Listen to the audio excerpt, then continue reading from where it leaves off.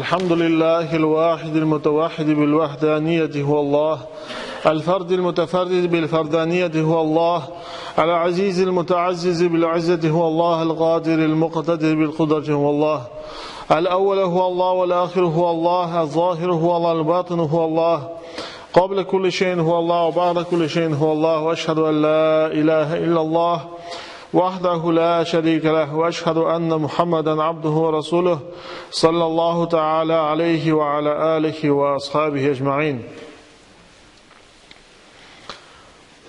Allah Teala kişilerinin en yaxşısı bulgan Muhammed sallallahu aleyhi ve sellem'ni saylab aldı, aktığı ilşeydi, hem ona Kur'an indirip biznin ümmetimizin peygamberi kıldı.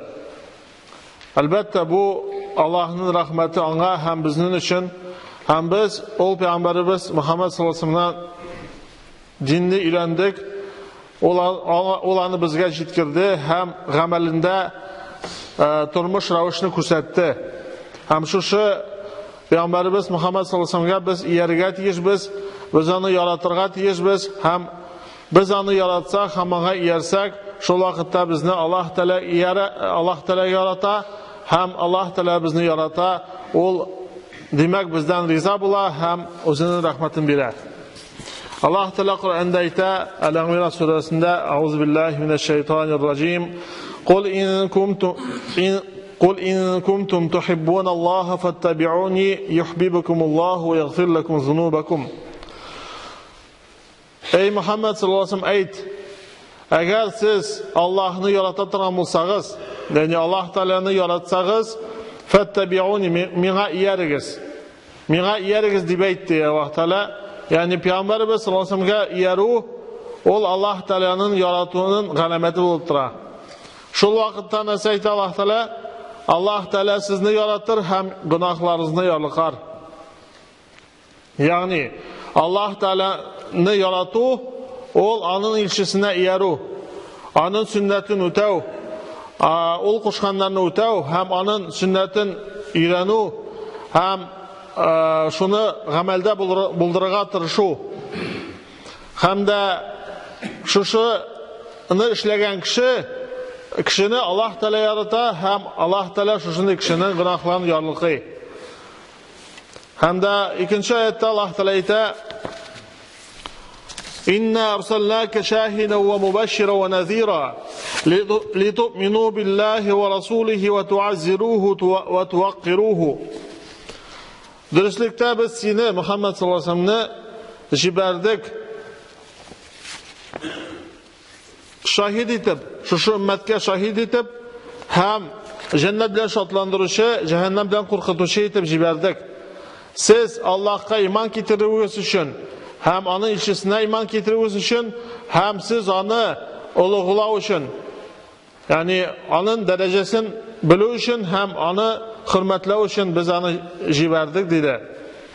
Elbette biz Peygamberimiz sallallahu aleyhi ve sellem'den şu dinimizni öğrendik, onun hadislerinden öğreniriz.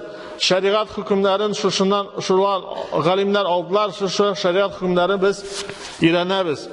Hem elbette biz şunu öğrenip Peygamberimiz sallallahu aleyhi ve sellem'e iyeririz.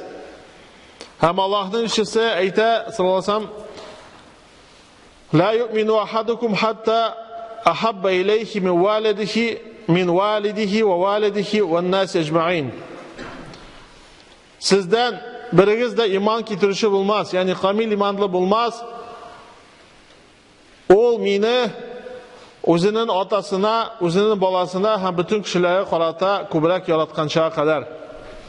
Yani Peygamberimiz sallallahu aleyhi ve sellem'e karata muhabbet başka bütün kişilerden üstünlük bulgan vakittağına biz kamil imanğa erişe alabız. Hem elbette biz Peygamberimiz sallallahu aleyhi ve sellem'i yaratırga tiyizmiz, çünkü Allah Teala onun turunda itti. وَلَوْ أَنَّهُمْ إِذْ ظَلَمُوا أَنفُسَهُمْ جَاءُوكَ فَاسْتَغْفَرُوا اللّٰهُ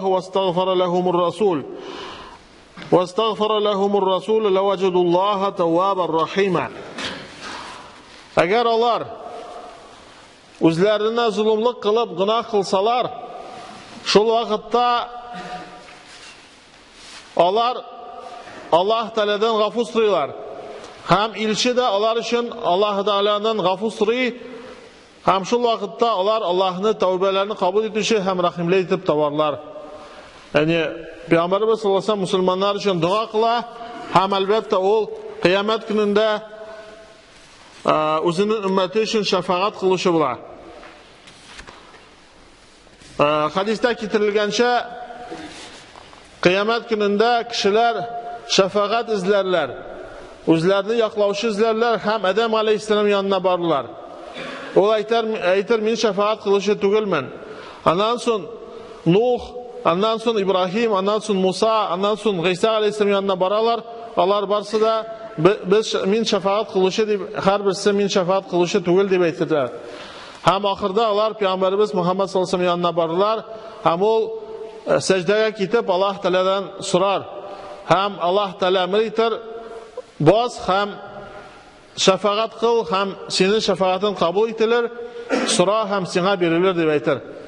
Şu an göre de biz Peygamberimiz sallallahu aleyhi ve sellem'i yaratsak, onun sünnetine yersek, ona salavatlar kübrak etsek, hem o zaman etkeç biz dua kılarız. Hem Peygamberimiz sallallahu aleyhi ve sellem için vesile. Allah Teala karşında cennette büyük urun'u soruyuz. Şuşularını sorasak, şu vakitte bizge inşallah Allah'ın rahmeti bilen Peygamberimiz sallallahu aleyhi ve sellem şefaati nasip bula kıyamet gününde. Hem bu elbette zor uğuş bula. Hem hatta Peygamberlerin birincisi bulgan Adem aleyhisselam Peygamberimiz Muhammed sallallahu aleyhi ve sellem'nin ismin iske düşürüp dua kılatıran bulgan. Çünkü o günah kılgaç rivayet etile El-Hakim'de Mustadrak kitabında getirile Adem aleyhisselam günah kılgaç Allah Teala'dan Muhammed sallallahu aleyhi ve sellem'nin hakkı bilen sorayım deyip meni gafur et deyip soruyor. Allah Teala sorav bile ana elbette Allah Teala bütün narsani bile lakin Allah Teala ko'rsatir için sorav bile. Hem ayta qo'yan sen bildin ol bitali tumadı deb ayta.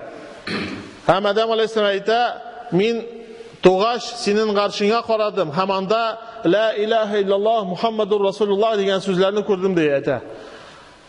Hem senin yanında onun ismini ko'rgach demak o mahlukların en hayırlısı ekanini anladım. Hem şunun hakkı bilen senden gafur ettiğini sorayım deyip ayta. Yani Peygamberimiz Muhammed sallallahu aleyhi ve sellem'nin ismi garişte de yazılgan. Elbette bu Allah Teala karşısında onun derecesini kürsete hem elbette bizden ana karata muhabbetimiz zor bulana teyiş ekanligini kürsete. Hem sahabeler bir katı hırsızlık bilen Peygamberimiz sallallahu aleyhi ve sellem'ni yaratkanlar. Hatta özlerinin malların, özlerinin balalarına qaraganda da, özlerinin canlarına qaraganda da kübrak yaratkanlar. Bir neçe rivayet getirile Uhud soğuşu buldu bitinde ol hicratının 2. yılında bula. Peygamberimiz sallallahu aleyhi ve sellem anda cerahatlandı. Hem көп Müslümanlar vafat bula o soğuşta. Ol büyük ağırlık bilen öte. Hem şu soğuşta bir hatının 4 yakın kişisi vafat bula. Malayı, iri, atası hem abisi. Hem ol alar turunda uylamışa, ana haber iteler alarının vafat bulu turunda, ol alar turunda uylamışa, Peygamberimiz sallallahu aleyhi ve sellem'nin hali turunda soruyor. Hem ahir çıktı, ana Peygamber sallallahu aleyhi ve sellem deyip ikenle kurdungaç, ol ana barıb ayta. Sen selamet bulgaç, mena kalganı meni kaygıtmıyor deyip ayta. Yani şu 4 kişinin vafat buluğu, anı Peygamberimiz sallallahu aleyhi ve sellem'nin iminligi anı kübrak kaygırtar şu kişilerine vafat buluğuna qaraganda. İkinci misal şu Uhud soğuşunda Abu Talha degan kişi Peygamberimiz sallallahu aleyhi ve sellem karşısında basıp tura hem uqlar atatan bula. Peygamberimiz sallallahu aleyhi ve sellem'ni özünün təni bilen saqlay turan bula. Hem Peygamberimiz sallallahu aleyhi ve sellem'nin artından qarab tura turgan bula. Hem ula ayta Sina bugün ok demeyecek çünkü benim moyunum senin moyunun aldığında bulağa tiyiş deyip ayta. Yani özlerinin canlarını da alar birine riza bulganlar. Ondan sonra tağın bir rivayet getiriler şuruk Ухуд сугышында Абу Суфьянга мөшрикләргә бер мусульман кеше, Амр исемле мусульман кеше әсирлеккә төшә. Һәм Абу Суфьян аннан сорый: "Мин тәкъдим итәм", дип әйтә инде шундый мәгънәдә, "Синең гаиләң янында булып, Мөхәммәд саллаллаһу алейһи ва сәлләмнең монда булуын тәкъдим итәм", дип әйтә. Һәм ул әйтә: "Ул хәзерге булган урында аңа шырпы кадалуын да мин теләмим", дип әйтә. Ягъни, хәтта ул монда булу түгел, хәтта аңа шырпы кадалуын да мин теләмим, дип әйтә, үземнең гаиләм эчендә булган вакытта, дип әйтә.